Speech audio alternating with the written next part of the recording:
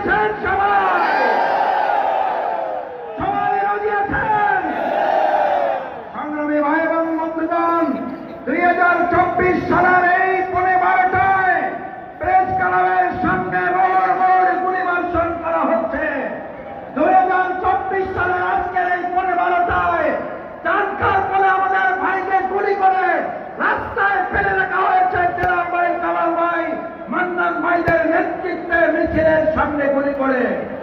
আর যারা বলেন বাংলাদেশ জামাত ইসলামী ছাত্র শিবিরকে আবার আপনারা পার্শ্ববর্তী দেশ থেকে পালিয়ে গিয়ে আবার বাংলাদেশে এসে জামাত শিবিরকে দেখে নেবেন। 17 বছরে জামাতকে দেখতে পারেন নাই, আর জামাত শিবিরকে দেখে